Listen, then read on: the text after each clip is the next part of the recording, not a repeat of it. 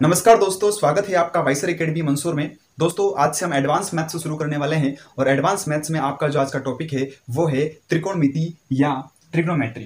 दोस्तों, हम सबसे पहले बेसिक कॉन्सेप्ट को समझते हैं, उसके बाद स्टेप बाय स्टेप प्रोसेस के अकॉर्डिंग हम आपको टॉप लेवल तक ले जाएंगे। तो सबसे पहले हम शुरुआत करते हैं बेसिक से। आइए समझते हैं इसका बेसिक कॉन्सेप्ट क्या है। त्रिकोणमिति ये आधारित किस पे है? त्रिकोणमिति या ट्रिग्नोमेट्री जो मेन डिपेंड करता है, काय पे डिपेंड करता है? समकोण पर डिपेंड करता है, यानी कि राइट एंगल पर डिपेंड करता है।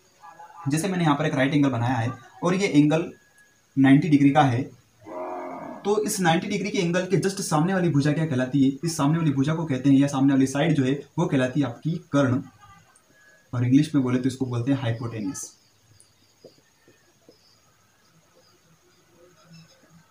इसके बाद यहां पर मैं दूसरा एंगल यदि यहां पर थीटा ले लेता हूं, तो थीटा की जस्ट सामने वाली जो भुजा कहलाती है वो आपकी कहलाती है लंब, यानी कि इंग्लिश में इसको बोलते हैं परपेंडिकुलर।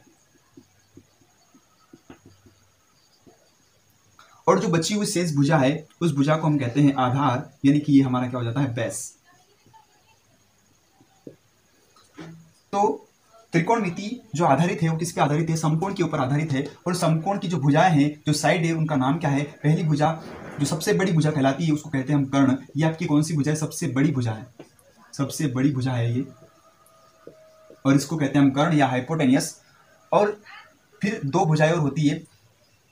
यदि थीटा यहाँ पर है तो थीटा के जस्ट सामने वाला जो साइड है उसको हम क्या कहते हैं? लंब या परपेंडिकुलर कहते हैं। यदि कहीं पर आपको थीटा यहाँ पर देखने को मिले, जैसे यहाँ पर 90 डिग्री का एंगल है, तो 90 डिग्री की जस्ट सामने वाली जो भुजा होती है उसको तो हम क्या कहते हैं? कर्ण, यानी कि हाइपोटेनियस कहते हैं। और यदि थीटा यहाँ नहीं बनते हुए यदि थीटा यहाँ पर बन रहा है, तो थीटा के जस्ट सामने वाली जो भुजा होती है उसको हम क्या कहते हैं? लंब कहते हैं। यानी कि यहाँ पर जो लंब है वो क्या हो गया? ये नीचे हो गया लंब, यानी कि ये इसको हम इंग्लिश में क्या कहते हैं? परपेंडिकुलर। और इधर देखें तो ये जो बची हुई है साइड उसको हम क्या कहते हैं? आधार, यानी कि आपका क्या हो गया? बेस हो गया। अब यहां पर आपको पता है कि इस भुजा को या इस साइड को हम हाइपोटेनियस या कर्ण कहते हैं, इसको हम लंब या परपेंडिकुलर कहते हैं, इसको आधार या बेस कहते हैं। तो इनके बीच में क्या कोई रिलेशन है? तो हाँ, हमने इनके बीच में एक रिलेशन पढ़ा हुआ है और वो है पाइथागोरस प्रमेय। आपने कई बार 9th-10th में पढ़ा होगा पाइथागोरस थ्योरम को, मैं उसी की बात कर रहा हूँ। पाइथागोरस प्रमेय क्या है आइए समझते हैं।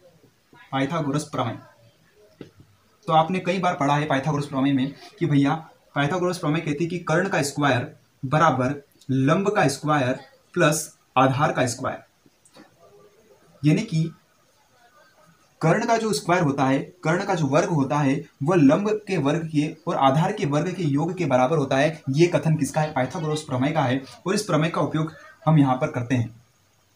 इसी को यदि इंग्लिश में देखें तो कर्ण को हम कहते हैं हाइपोटेनियस, यानी कि एच का स्क्वायर, लंब को हम कहते हैं परपेंडिकुलर का स्क्वायर, एंड प्लस आधार का स्क्वायर यानी बेस का स्क्वायर। इस तरीके से हम इंग्लिश में इसको लिखेंगे।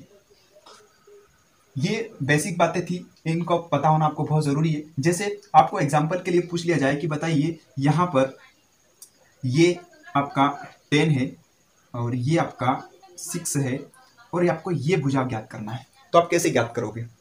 तो ज्ञात करने के लिए हमारे पास ये फार्मूला है कि कर्ण का स्क्वायर बराबर लंब का स्क्वायर प्लस आधार का स्क्वायर। इस आधार पर हम इसका सॉल्यूशन कर पाएंगे। जैसे यहाँ पर मैं देखूँ तो यहाँ पर मुझे पता नहीं है, तो मुझे x कंसिडर कर लेना है। अब इस पाइथागोरस प्रमेय के अकॉर्डिंग देखिए तो कर्ण का स्क्वायर का मतलब क्या है कि 10 का स्क्वायर, यानी कि 10 का स्क्वायर कितना हो जाएगा? 100।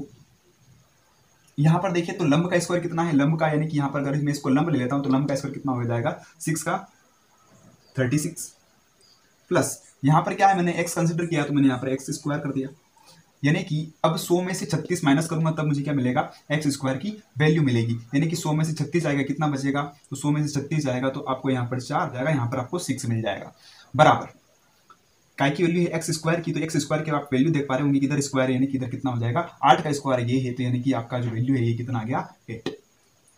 तो आप यहाँ पर समझ पा रहे होंगे कि किस तरह से यहाँ पर हमने पाइथागोरस प्रमेय का उपयोग किया।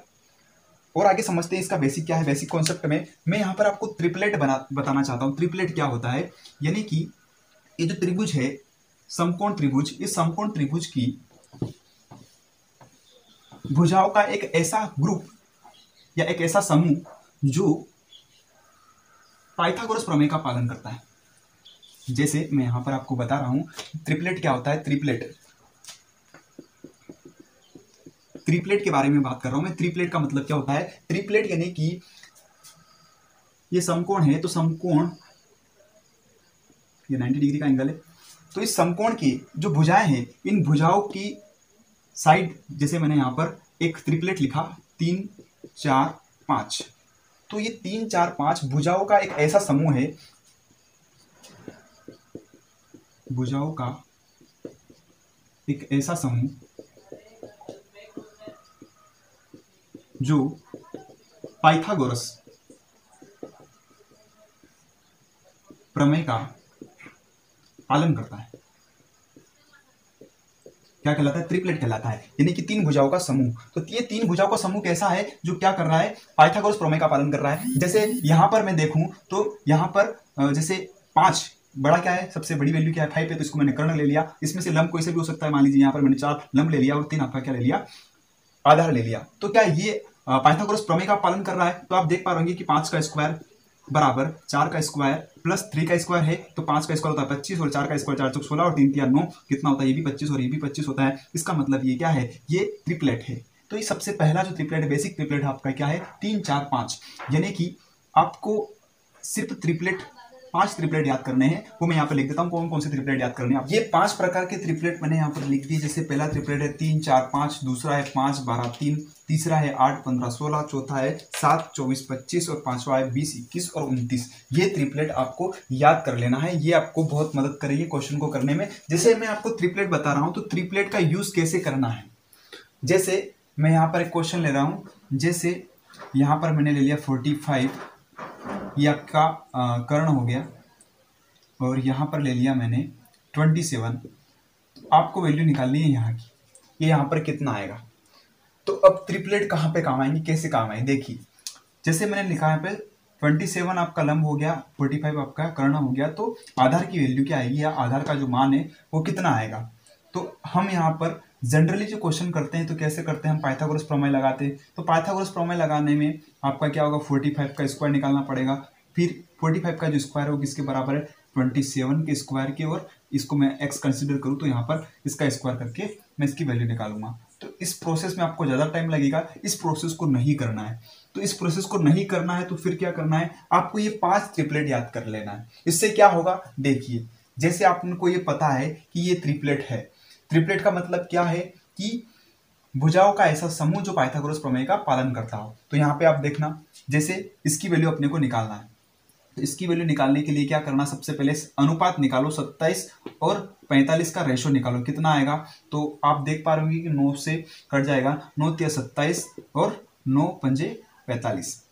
तो यहाँ पर रेशो क्या का बना, 3 5 का, यानी कि 3 5 कौन से ट्रिपलेट में आ रहे हैं, यहाँ पे आ रहे हैं 3 5 इस ट्रिपलेट में आ रहे हैं। तो 3 5 इस ट्रिपलेट में आ रहे हैं, इसका मतलब क्या है कि ये आपका जो अगला साइड है वो कितना होगा, 4 होगा, यानी कि यहाँ पर कितना आ जाएगा, 4। यानी कि 4 अगर यहाँ पर आ गया तो ये 4 का कितना गुना है, बोले 4 का 9 गुना है, 4 9 की 36, यहाँ पर कितना आ जाएगा 36, यानी कि इसकी वैल्यू कितनी निकलेगी 36। चाहे तो आप इस तरीके से भी निकाल सकते हैं और इस तरीके से भी आपका आंसर 36 ही आएगा, लेकिन ये लॉन्ग मेथड ज़्यादा हो जाएगा, इसलिए हमें ट्रिपलेट याद करना है। जैसे एक एग्जाम्पल और देखते हैं, अगला एग्जाम्पल, जैसे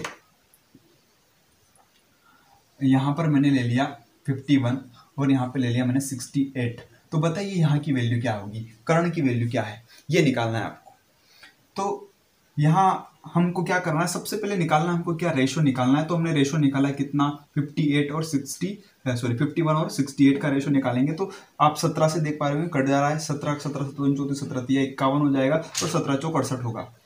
तो ये जो ट्रिपलेट बन रहा है, कौन सा बन रहा है, ये वाला बन रहा है 3 4 और 5 वाला, यानी कि अगला जो आपका साइड है वो क्या आएगा 5, यानी कि 5 कितना गुना होगा, 17 गुना होगा, 17 पंजे 85, यानी कि कितना आ जाएगा यहाँ पर 85, यानी कि यहाँ का वैल्यू जो आएगी वो कितनी है आपकी 85 आ गई। तो ट्रिपलेट का यूज कैसे करना है उम्मीद करता हूँ समझ में आया होगा। यदि आपको ट्रिपलेट याद होंगे तो आप इस तरीके से वैल्यू निकालने में बहुत ज़्यादा समय नहीं लगेगा और बहुत जल्दी इन क्वेश्चन को हम कर पाएंगे। तो उम्मीद करता हूँ ये इतना सारा समझ में आया होगा। ये आप हमारा बेसिक